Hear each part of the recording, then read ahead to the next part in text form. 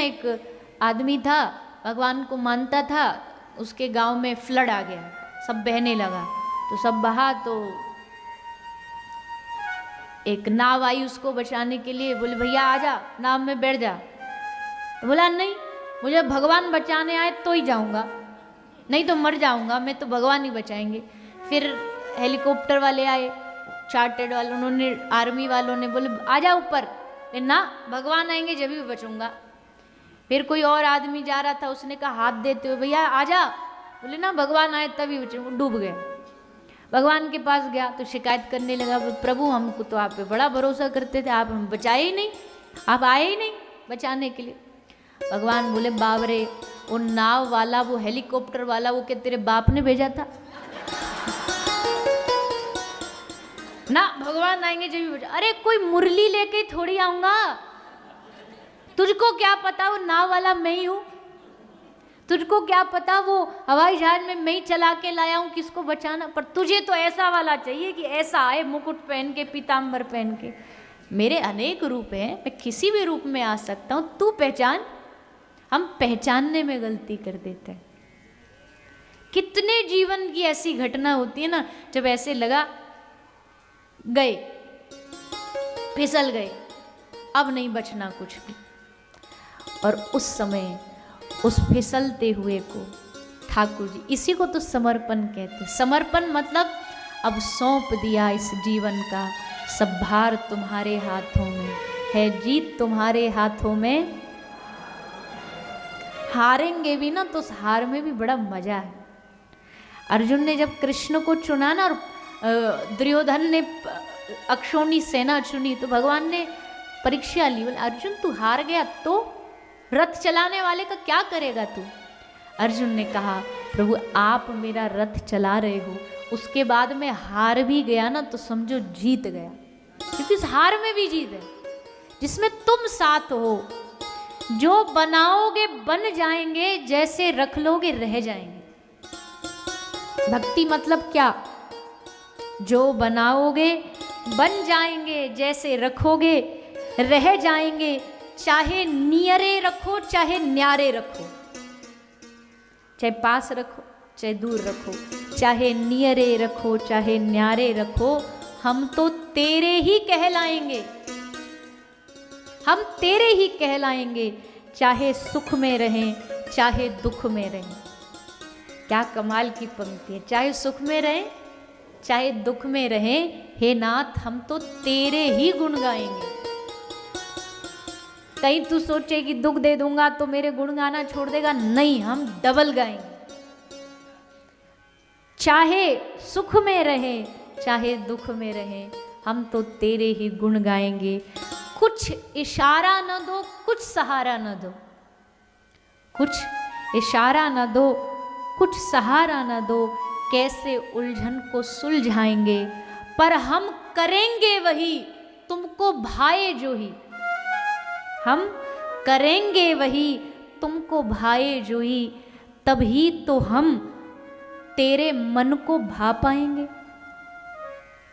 भगवान जितनी हम दुनिया की नज़रों में अच्छा बनने की कोशिश करते हैं ना, दुनिया की नज़रन में आने की कोशिश करते हैं, काश उतना भगवान की नज़र में आने की कोशिश करें ना तो जीवन बन जाएगा। दुनिया की नज़र स्पॉटलाइट में आने के लिए हम क्या क्या नहीं करते। अच्छे कपड़े किसके लिए पहन रहे हैं, बुरा नहीं मानिएगा, अच्छे कपड़े कोई इंसान अपने लिए नहीं पहनता। ज्वेलरी हैवी हैवी किसके लिए पहनते हो? अपने लिए, अपने लिए पहनते हो तो फिर घर में बेडरूम में जाते समय पहन के सोते हो? घर जाती ज्वेलरी उतर जाती है, क्या करोड़ों का वो गले का हार हो वो उतर जाएगा, इसका मतलब मेरे लिए नहीं था।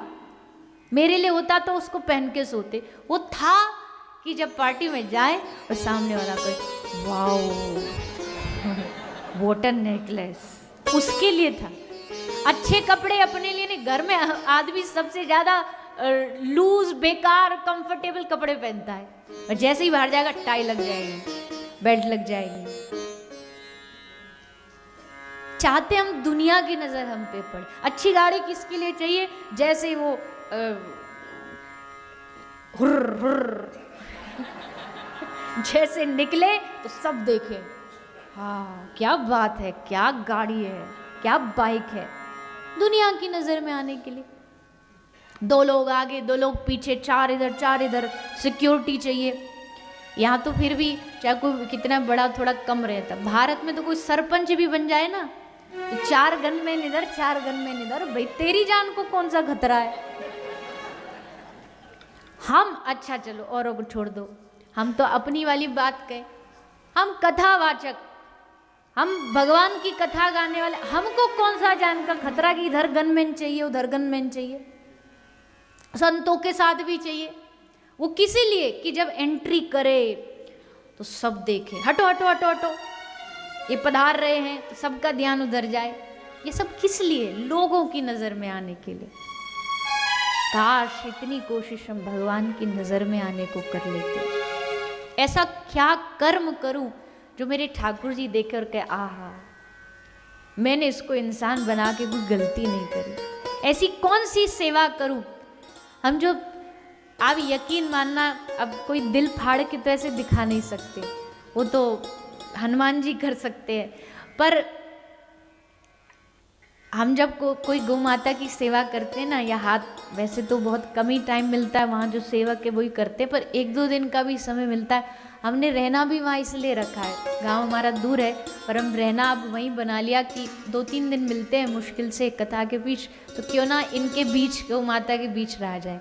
तो जब जाए गौ माता पे हाथ फेरे, गौ माता को खिलाएं, वो अलग बात है कि संग वाले जो हमारी टीम वाले पहुंच जाते कैमरा वैमरा लेके, वो सब फोटो खींच लेते हैं, पर असल में उस जब वो सेवा करते हैं ना तो एक ही भाव मन में रहता है, ये कौन है जिसकी सेवा कर रहे हो, ये हमारी ठाकुर जी की प्रिय है। तो अगर इनकी सेवा करोगे तो इतना तो पक्का है कि इनकी सेवा करेंगे तो एक बार तो ठाकुर जी की नज़र हम पर पड़ेगी पड़ेगी, एक बार तो कृष्ण देखेगा कि कौन है ये जो लगा है यहाँ सेवा करने के लिए। आपको एक कथा सुनाते हैं। गोवर्धन गिरिराज जी में श्रीनाथ जी का मंदिर है। अभी तो श्रीनाथ जी नाथद्वारा चले गए, पहले गिरिराज जी रहते थे। तो वहाँ एक गुजरात का पटेल भक्त जाके सेवा करता था, बड़ा भोला भाला सा था।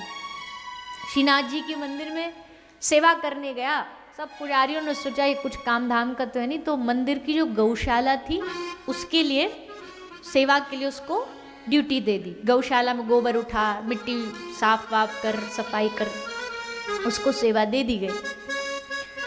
तो वो जाता और शाम को खाने भोजन पाने के लिए वो मंदिर ही आता था, हवेली जाता था, वहीं उसको भोजन मिलता था। तो एक दिन क्या हुआ, एक दिन बहुत बारिश आई, इतनी बारिश, पूरी गौशाला में इतना इतना पानी भर गया, गाय भी खड़ी नहीं हो पा रही। अब बेचारा वो पटेल भक्त बांध के अपना गमछा वो पूरा साफ सफाई में लगा, और इतना इतना मेहनत करी उसने, शाम हो गई, खाना भी भोजन भी छूट गया, इतना थक गया कि आखिरकार बिना भोजन करे सो गया। पूरी गौ माता के लिए जगह बना के सफाई करके सो गया। रात को श्रीनाथ जी ने अपने पुजारी जी को सपना दिया। सपना क्या दिया? पुजारी जी ने सपना दिया, ठाकुर जी ने सपना दिया कि एक पुष्टि मार्ग में ठाकुर जी की जो सेवा होती है उसमें एक बंटा और झारी होता है चांदी का, जिसमें ठाकुर जी लिए जल रखते हैं, और एक में थोड़ा, कहीं लाल जी को भूख लग गई रात को तो थोड़ा लड्डू रख देते हैं। तो वो बंटा और झारी लेकर के आधी रात को बालक रूप बना के श्रीनाथ जी वो अपना प्रसादी लेके उस ग्वाला भक्त के पास पहुंच गए, पटेल भक्त के पास, और जाकर के अपने हाथ से उसको दे दिया। वो बेचारा भोला वाला, उसने खा के वो बंटा झारी अपने साइड में रख दिया। सुबह हुई तो हल्ला मचा। हल्ला क्या मचा? और ठाकुर जी की बंटा झारी गायब, और वो चांदी की होती है, लोगों ने सोचा चोरी हो गई। तब वो पटेल भक्त आया वापस उसको देने। तब पूछा गया कि तुझे कहाँ से मिला? बोले एक ग्वाला आया था बालक श्याम वर्ण का, बोला ये प्रसाद भेजा, पुजारी जी ने भेजा। पुजारी जी ने जैसे देखा तो समझ गए। ये सच्ची घटना है, पुजारी जी समझ गए ये तो ठाकुर जी ने भेजा। और ठाकुर जी ने किस लिए भेजा था? क्योंकि उनको पता है ये पूरे दिन पूरी रात भर जाग के मेरी आराध्या गौ माता की सेवा में लगा था, इसलिए भगवान ने अपने हिस्से का भोजन उससे दे दिया। अब हम ये बात इसलिए बता रहे कि इससे आपका तो बताइए, हमको खूब बल मिलता है, हमको खूब ताकत मिलती है कि कम से कम कोई, ये सेवा किसी की वाहवाही के लिए नहीं है, पर जब ये सेवा करते हैं तो मन में ये भाव आता है कि हमारे ठाकुर जी देख रहे हैं और उनको प्रसन्नता हो रही होगी, खुशी हो रही होगी। इसको मनुष्य बना के हमने एक दायित्व, एक ड्यूटी, एक कर्तव्य दिया है ताकि ये सेवा कर सके। प्रियतम की हर वस्तु प्रियतम हुआ करती है। भगवान जिससे प्रेम करे ना, हम उससे दुगना प्रेम करेंगे, क्योंकि हमारे ठाकुर जी को उसमें सुख मिलेगा। तो यही शरणागत भाव है।